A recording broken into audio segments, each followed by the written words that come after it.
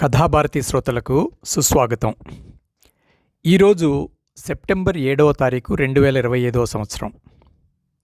నిన్నగాక మొన్న అనగా సెప్టెంబర్ 5వ తారీఖున అసాధారణ బహుముఖ ప్రజ్ఞాశాలి డాక్టర్ సర్వేపల్లి రాధాకృష్ణన్ గారి పుట్టినరోజు. సీమలో ఆచార్యసింహ పీఠిక మీద నిలచి వచ్చినది మా తెలుగువాడు.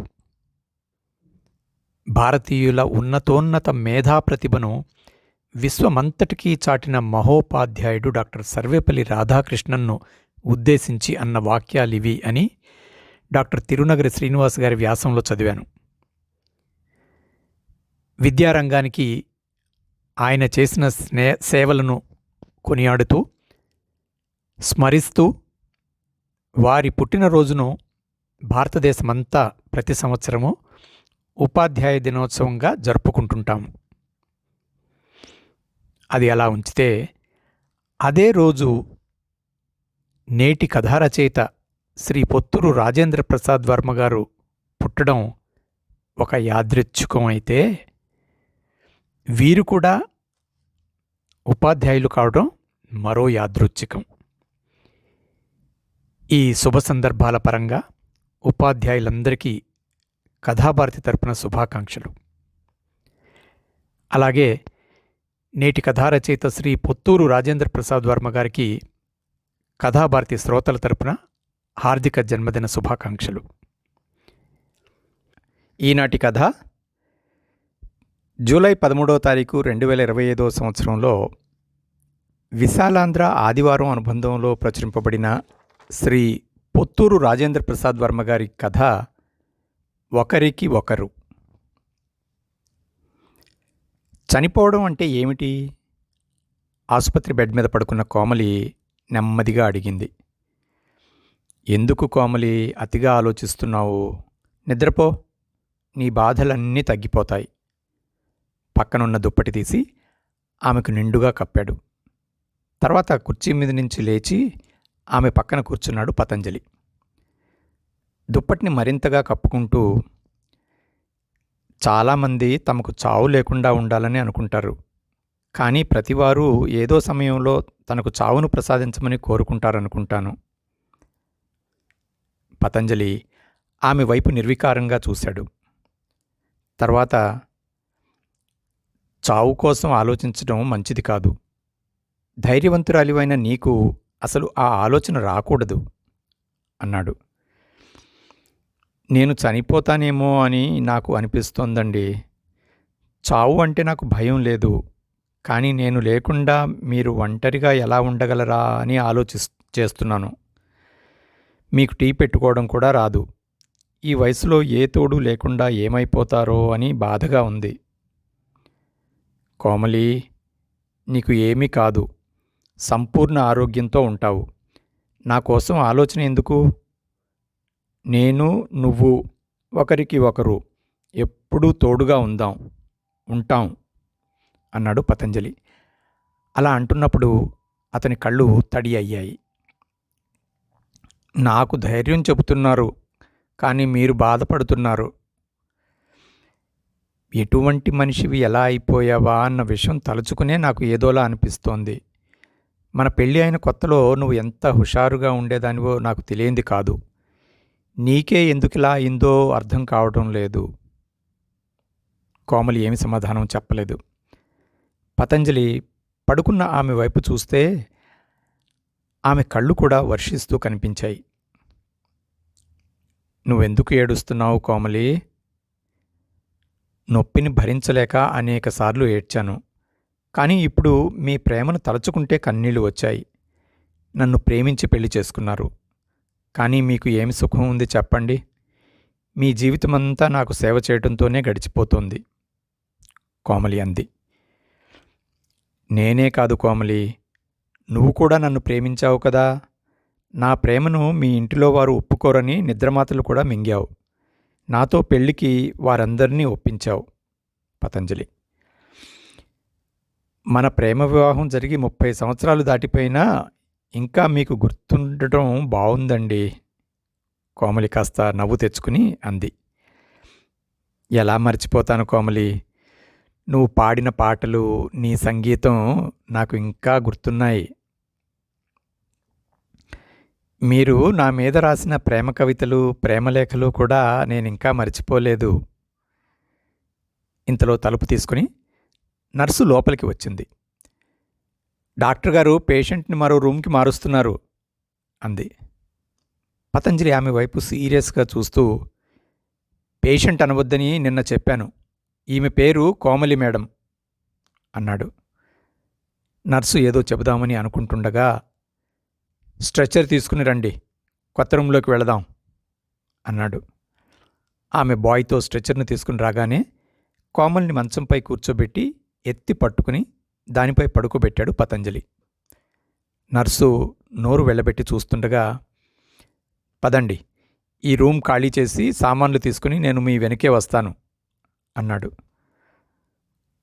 కొత్త రూంలోకి వచ్చిన గంట తర్వాత డాక్టర్ కిందనున్న గదిలోకి తీసుకుని వెళ్ళాడు. పతంజలి గారు, ఆమెకు ఆపరేషన్ చేయడానికి అవకాశం లేని నడుం కింద భాగంలో రుగ్మత ఉంది. ఆపరేషన్ చేయవచ్చు, కానీ చేసే సమయంలో వెన్నుపూసకు చెందిన నరాలేమైనా కట్ అయితే ఆమె నిల్చోవడానికి కూడా ఇబ్బంది పడుతుంది. అందువల్ల రేడియేషన్ ద్వారా బాధను తగ్గించడానికి ప్రయత్నం చేస్తున్నాం అన్నాడు. గంట తర్వాత మళ్ళీ స్ట్రెచ్చర్పై తీసుకుని వచ్చారు. కోమలి నిస్త్రాణగా బెడ్పై పడుకుంది. ఆమె మొహంలో బాధ ప్రస్ఫుటంగా కనిపిస్తోంది. పాపం ఎంత బాధను అనుభవించిందో అనుకున్నాడు పతంజలి. తెలివి వచ్చిన తర్వాత డిశ్చార్జ్ చేస్తామని వైద్యులు చెప్పారు. ఇంటిలో నాకు సహాయంగా ఉండటానికి, నన్ను బాత్రూంకు తీసుకుని వెళ్ళటానికి, మంచం మీద కూర్చోబెట్టడానికి ఒక నర్సును మాట్లాడండి. నా పనులన్నీ మీరే చేయటం నాకు ఏదోలా ఉంది. నేను మీకు చేయవలసింది మీరు నాకు సాయం చేస్తున్నారు. మనకు ఎవరున్నారు కోమలి? నాకు నువ్వు, నీకు నేను, అంతే కదా. ఒకరికి కష్టం వస్తే మరొకరు సాయం చేసుకోమా? ఇదే నేను నీలాంటి పరిస్థితిలో ఉంటే నువ్వు ఇంతకన్నా ఎక్కువ సాయం చేసేదానివి కదా పతంజలి అనునయంగా అన్నాడు. వద్దండి, పగవాడికి కూడా ఇటువంటి బాధ వద్దు. మీరు నాకు ఇష్టమైనవారు. మీకు ఇటువంటి బాధలు రావాలని కలలో కూడా నేను అనుకోవడం లేదు. మీరు చాలా సున్నితమైనవారు. మీరీ బాధల్ని అస్సలు భరించలేరు కూడా నెమ్మదిగా అంది కోమలి. మాట్లాడుతూ కోమలి నిద్రలోకి జారిపోయింది. తర్వాత పతంజలి అటువైపు ఆసుపత్రి వరండాలో ఉన్న కిటికీ వద్దకు వెళ్ళాడు. కిటికీలో నుంచి పెద్ద పెద్ద భవంతులు, దూరంగా కొండ కనిపిస్తున్నాయి.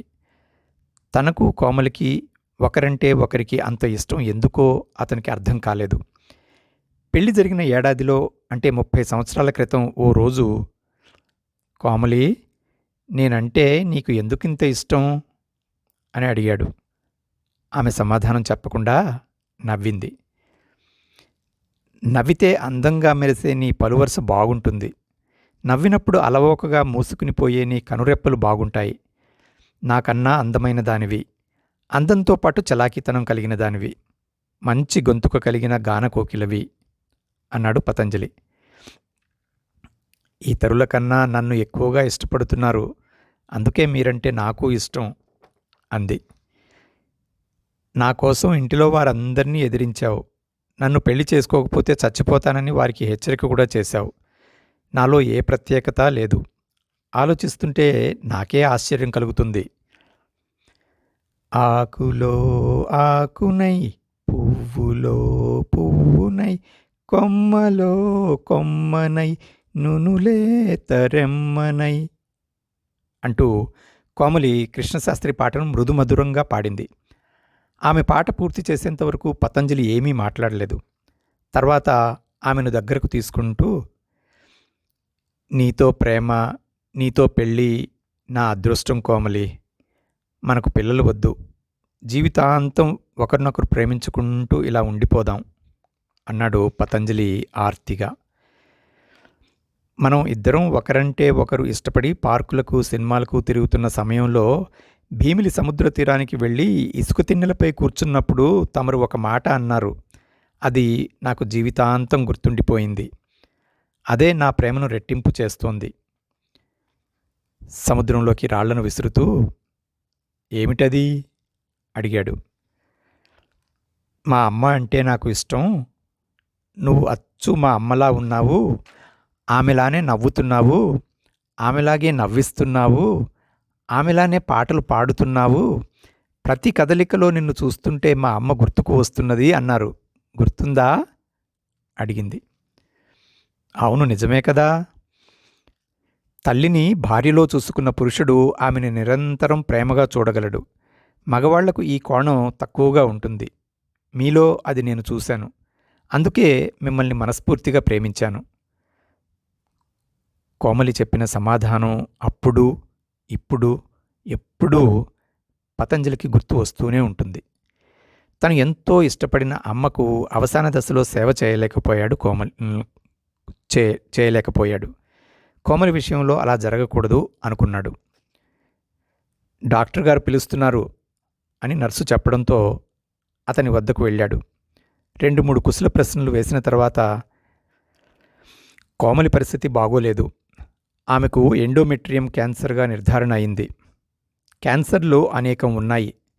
వాటిలో వాటి మూలకణాలు శరీరంలో ఆపరేషన్ ద్వారా తొలగిస్తే మళ్ళీ అవి పునరుత్పత్తి కావడానికి చాలా సమయం పడుతుంది. ఒక్కోసారి నిర్మూలన కూడా జరుగుతుంటాయి. కానీ ఈమె శరీరంలో ఉన్న క్యాన్సర్ ఆపరేషన్ చేయలేని ప్రాంతంలో ఉంది. ఆపరేషన్ చేసినా పెద్దగా ప్రయోజనం ఉండదు. ఈ విషయం ఆమెకు తెలియకూడదు. మీ వాళ్లకు సమాచారం ఇవ్వండి. ఆమెకు మానసిక ప్రశాంతత కల్పించండి. బ్రతికినంతకాలం పువ్వులా చూసుకోండి. ఐఎమ్ వెరీ సారీ పతంజలి గారు చెప్పలేక చెప్పాడు. భారంగా రూంలోకి వచ్చాడు. అప్పుడే కళ్ళు తెరిచిన కోమలి నుదుటి మీద ముద్దు పెట్టుకున్నాడు పతంజలి. తర్వాత, ఇక్కడ ట్రీట్మెంట్ అయిపోయింది, మనం ఇంటికి వెళ్ళిపోదాం, అవసరమైతే మళ్ళీ రావచ్చు అన్నాడు. కోమలి 2 నిమిషాలు ఏమీ మాట్లాడలేదు. తర్వాత నెమ్మదిగా, అవును, మన ఇంటిలోనే ఉందాం. మంచి గాలి, వాతావరణం మనం ఇష్టపడి కట్టించుకున్నాం కదా. నాలో చలాకీతనం పోయింది. నా పనులు కూడా నేను చేసుకోగలనా అన్న అనుమానాలు కలుగుతున్నాయి. సేవ చేయడానికి ఒక నర్సును మాట్లాడండి. వంట చేయడానికి మరో మనిషిని కూడా పెట్టుకుందాం అంది కోమలి. తప్పకుండా కోమలి, నువ్వు చెప్పినట్లే చేద్దాం అన్నాడు. తర్వాత ఇద్దరూ వాళ్ళ ఇంటికి వచ్చేశారు. కోమలికి సేవ చేయడానికి మనిషిని నియమించడానికి ప్రయత్నం చేశాడు. కానీ రోగికి సేవ చేయడానికి చాలామంది ముందుకు రాలేదు. దీంతో ఆమె సేవలు చేయటానికి అతనే ముందుకు వచ్చాడు. రోజురోజుకు నీరసించిపోతున్న కోమలిని మంచం మీద నుంచి వీల్ చైర్లో కూర్చోబెట్టడం, పళ్ళు తోమడం, కాఫీ అందించడం, బాత్రూంలో ఆమె ఉంటే బయట తోడుగా ఉండటం వంటి పనులు పతంజలికి నిత్యకృత్యం అయిపోయాయి. అతను చేస్తున్న ప్రతి సహాయం ఆమెకు బాధ కలిగించేది. ఏమండి, ఎందుకండి మీకు ఈ సేవలు? కాస్త డబ్బులు ఎక్కువ ఇస్తే ఎవరైనా వస్తారు, మాట్లాడండి. మీరు నా కోసం ఇన్ని కష్టాలు పడటం నేను చూడలేకపోతున్నాను అనేది రోజులో 1-2 సార్లు. పతంజలి ఆమె మాటలకు చిన్నగా నవ్వేవాడు. నాకు నువ్వు చేసిన సేవలతో పోలిస్తే ఇవి చాలా చిన్నవి కోమలి. కిడ్నీలో రాళ్లు వచ్చాయని 10 ఏళ్ల క్రితం నాకు ఆపరేషన్ జరిగినప్పుడు నువ్వు చేసిన సేవల్ని నేను మర్చిపోలేను. ఒకరి కోసం ఒకరు అనుకున్న మనం ఇతరుల కష్టాల్లో పాలు పంచుకోవటం తప్పు కాదు. అందుకే నేను చేస్తున్నది కూడా కష్టమని అనుకోవడం లేదు జవాబిచ్చాడు పతంజలి. ఈ బాధను భరించలేకపోతున్నాను, కూర్చోలేకపోతున్నాను, పడుకోలేకపోతున్నాను. పగవాడికి కూడా ఇటువంటి బాధ ఉండకూడదని దేవుణ్ణి ప్రార్థిస్తున్నాను. నా పక్కన నన్ను పట్టుకుని పడుకోండి, నాకు ఎంతో ధైర్యంగా ఉంటుంది కోమలి ఓ రోజు అభ్యర్థించింది. ఆమె మాటలు విని పతంజలికి మనసు నిండా దుఃఖం కమ్ముకుంది. ఎముకల గూడులా ఉన్న ఆమెను పట్టుకుని పడుకున్నాడు. ఆ రోజు రాత్రి కోమలి కాస్త ప్రశాంతంగా నిద్రపోయింది. భార్యాభర్తల అనుబంధం ఇంత గొప్పగా ఉంటుందా అని పతంజలికి మొదటిసారి అనిపించింది. అతను పుస్తకాలలో చదివాడు తప్ప అనుభవంలోకి పూర్తిగా రాలేదు. ఏమండి, ఎవరో కనిపిస్తున్నారండి, నన్ను రమ్మని పిలుస్తున్నారండి అంటూ కోమలి పిచ్చి పిచ్చిగా మాట్లాడుతుండగా అర్ధరాత్రి పతంజలి నిద్రలేచాడు. ఎవరికీ అపకారం చేయని ఆమెకే ఎందుకీ శిక్ష? అతనికి ఎంత ఆలోచించినా అర్థం కాలేదు. ఆమె పక్కన కూర్చుని, నేను నీ పక్కన ఉండగా ఎవరూ నిన్ను ఏమీ చేయలేరు. ధైర్యంగా ఉండు. నేను నీకున్నాను. భయం లేదు అంటూ కోమలిని ఆనుకుని పక్కన కూర్చుండిపోయాడు. ఆమె కళ్ళు తెరవకుండానే ఏదేదో మాట్లాడుతోంది. ఆ మాటలకు ఒక అర్థం కనిపించడం లేదు. ఎవరో తనను పిలుస్తున్నారని పదే పదే చెబుతోంది. వృద్ధాప్యంలో ఒకరికి ఒకరు తోడుండవలసిన తమలో ఒకరు వెళ్ళిపోతే ఆ ఊహ అతనికి భరించలేని విధంగా మనసును మెలిపెట్టింది. కళ్ళ వెంబడి ధారాపాతంగా నీరు కారిపోయింది. తను కూడా వృద్ధుడు అయిపోయాడు. ఓపిక తగ్గిపోయింది. తన పని తాను చేసుకోలేని స్థితిలోకి వచ్చాడు. చాలా సంవత్సరాలు ఒకరికి ఒకరు తోడుగా జీవితాన్ని గడిపారు. ఒంటరి పక్షిలా అయితే తాను ఉండగలడా? ఆమె లేని జీవితాన్ని ఊహించుకోలేకపోతున్నాడు. కోమలి పతంజలి చేతిని గట్టిగా పట్టుకుంది. నేను పుణ్యస్త్రీని అంటూ మూలిగింది. నిమిషం తర్వాత ఆ మూలుగు కూడా ఆగిపోయింది. పతంజలికి నోట మాట రాలేదు. కోమలి, కోమలి అంటూ 2 సార్లు పిలిచాడు. ఆమె నుంచి ఎటువంటి జవాబు రాలేదు. అతని మనసులో, ఇంతవరకు కోమలిని బతికించాలని కోరుకున్నాను, కానీ జరగలేదు. కనీసం నన్ను తనతో పాటు నడిపించు. జీవితాంతం కలిసి నడిచాం. ఒంటరి నడక నడవలేను. నా నడకను కూడా ఆపేయవు అని మనసులో వేడుకుంటూనే ఆమెపై తలవాల్చేశాడు. అదండి, జూలై 13వ తారీఖు ఆదివారం 2025న విశాలాంధ్ర ఆదివారం అనుబంధంలో ప్రచురింపబడిన శ్రీ పొత్తూరు రాజేంద్ర ప్రసాద్ వర్మ గారి కథ ఒకరికి ఒకరు. పొత్తూరు రాజేంద్ర ప్రసాద్ వర్మ గారు విశాఖపట్నం జిల్లా భీమునిపట్నం వాస్తవ్యులు. ఈనాడులో సబ్ ఎడిటర్, స్టాఫ్ రిపోర్టర్గా చేసి ప్రస్తుతం ఆంధ్రజ్యోతి రిపోర్టర్గా ఉన్నారు. వృత్తిరీత్యా ప్రభుత్వ ఉపాధ్యాయులు. ఉపాధ్యాయ ఉద్యమం, అనేక పదవులు చేసి పెద్ద ఉపాధ్యాయ సంఘానికి అధ్యక్షుడిగా ఉంటున్నారు. వర్ధమాన, ఫ్లెమింగో, బాల విశాఖ ఉపాధ్యాయ పత్రికలకు సంపాదకునిగా చేశారు. సాంఘిక, బాల, డిటెక్టివ్ సాహిత్యాలలో 300 కథలు, 4 నవలలు, 50 కవితలు ప్రచురణ. అనేక బహుమతులు సొంతం. భీమిలి చరిత్రపై 30 కథలు రాశారు. వర్ధమాన కళా సాహితీ సంఘాలకు వ్యవస్థాపక అధ్యక్షుడిగా ఉన్నారు. నేటి కథ ఉపాధ్యాయ వృత్తికి సంబంధించింది కాకపోయినా, ఒక ఉపాధ్యాయుడు రాసిన కథను చదవటంలో ఆ వృత్తిలో ఉన్న వారందరికీ నాకున్న గౌరవాన్ని శిరోవందనంతో తెలుపుకోవాలని, సమాజ అభ్యుదయానికి కాగడాలా మెలిగే ఆ ఉపాధ్యాయులు కేవలం ఒక వృత్తికి పరిమితమవ్వకుండా పలు రీతులా వెలుగుతూ, మమ్మల్ని వెలిగిస్తూ మున్ముందుకు నడుపుతున్నందుకు కృతజ్ఞతలు తెలియపరుచుకుంటున్నాను. ఇక శ్రీ పొత్తూరు రాజేంద్ర ప్రసాద్ వర్మ గారికి మన కళా సాహితీ సమూహంలో అనేక శ్రేయోభిలాషులు, శిష్యులు, గురువులు వీరికి పుట్టినరోజు శుభాకాంక్షలు అందజేస్తూ వారి ప్రేమను, అభిమానాన్ని, ఆదరణను తెలిపారు. అలా అందజేసిన శుభాకాంక్షలలో మచ్చుకు ఒకరిద్దరి శుభాకాంక్షలను యథాతథంగా చదివి వినిపిస్తాను. మొదటిది, కథలతో కదిలిస్తారు, వార్తలతో చదివిస్తారు, కథనాలతో నడిపిస్తారు, ఉద్యమాలలో ఊగిస్తారు, ఆశలను ఆకాంక్షిస్తారు. కానీ మీరు మాత్రం మౌనంగా మమ్ములను కనిపెడుతూ ఉంటారు. ఇంకెవరు? మన శ్రీ పొత్తూరు రాజేంద్ర ప్రసాద్ వర్మ గారు. వారు ఆనందంతో మరిన్ని పుట్టినరోజులు జరుపుకోవాలని కోరుకుంటూ రాజేంద్ర ప్రసాద్ వర్మ గారికి జన్మదిన శుభాకాంక్షలు. ఉపాధ్యాయ దినోత్సవం నాడు జన్మించడం, ఈయన ప్రభుత్వ ఉపాధ్యాయుడు అవ్వడం కాకతాళీయం అయినప్పటికీ కిందటి సంవత్సరమే పదవీ విరమణ పొందారు.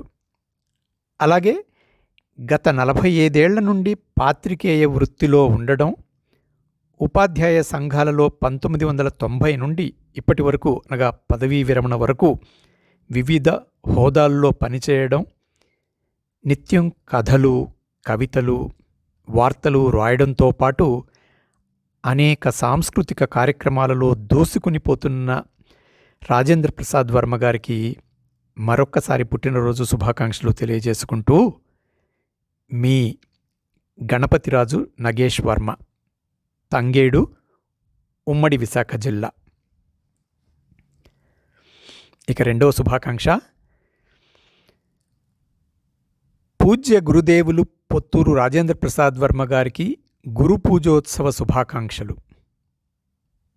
ఉత్తమ ఉపాధ్యాయులు, జర్నలిజంలో నైతిక విలువలతో కూడిన జీవన శైలి మరియు ఉత్తమ చారిత్రక, సాంస్కృతిక, సాంఘిక, రాజకీయపరమైన కవి మరియు విశ్రాంత జీవనంలో తనకు పరిపూర్ణమైన శ్రద్ధ, అనురక్తి కలిగిన కళారంగమునకు విశేష సేవలు అందిస్తున్న మిత్రులు, సోదర సమానులు పొత్తూరు రాజేంద్ర ప్రసాద్ వర్మ గారికి ఉపాధ్యాయ దినోత్సవ శుభాకాంక్షలు.